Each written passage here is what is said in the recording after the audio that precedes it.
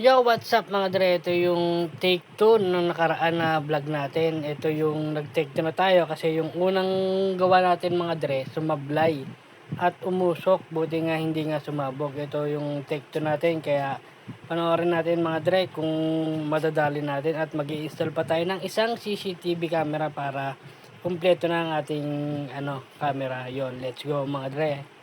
At dito mga dre, kung mapapansin nyo dito talaga inabot ako ng siyam talaga. Sobrang tagal kasi nga kailangan hindi ako magkamali. Kailangan yung mga putol kong wire walang mabawasan na kulay tanso yung niya sa yung wire niya sa loob. Kasi pag gano'n nagsushort siya kasi manipis na. Kaya dito nagdobling ingat ako kaya sobrang tagal ko dito. At dahil nga hindi tayo eksperto, eto tinesting ko lang to pero papakita ko sa inyo, nadali natin to mga day, napaka solid. At dito tuwang tuwa ako kasi nagawa ko siya at nakapag-install pa tayo ng isang CCTV camera mga dre. Papakita ko sa inyo mamaya. So, ayun nga mga dre, ito, kinakabit ko na at tinutornilyo ko na yung isang CCTV camera natin para magkaroon tayo ng camera dito sa loob mismo ng ng bahay natin. Ngayon, na-install ko na yan. Bali dalawa yan, yung isang camera nandun sa labas. Kaya yung wire niyan susubukan na natin ikabit para makita natin kung mapapagana natin yung ginawa natin na isa ng inat-ngat ng mabait na bubuwit. Tapos ito, titingnan natin kung mapapagana rin natin kasi ako mismo lang mag-isa nag-install nito kasi nga busy si paring jello natin. Kaya tinira ko na siya mag-isa. Yun, tingnan natin mga dre. Let's go! At ito na mga dre yung ating cable wire. Isasalpak na natin sa ginawa natin. Ito yung bagong camera. Dito, testing na natin kung tama ba yung pagkakakabit natin. Pero piti yung isa sa labas, testing na natin. Pero yung wire na yon, ano lang natin yung tawag doon.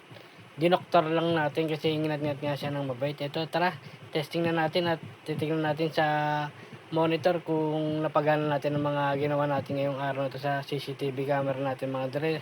At ito naman dre, yung dinoktor natin, dati yan, yung kamay ko na yan, doon ko dati nilulus siya. Ngayon naisipan ko, chinek ko dito sa pintuan kung pwede siya at hindi siya may ipit. Kaya naisipan ko dyan na lang para hindi na siya ngat-ngatin ng mabait. Kaya yan, dyan ko na lang siya padadaanin. Kaya ikakabit ko na rin yung cable wire ng dinoktor natin dito sa may CCTV sa harap ng pintuan natin mga dre.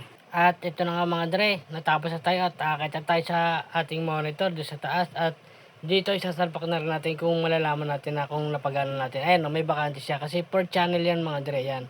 Ngayon, ikakawitan natin dito para malaman natin na kung effective ba ang ating ginawang pagdodoktor sa cable wire ng ating CCTV camera.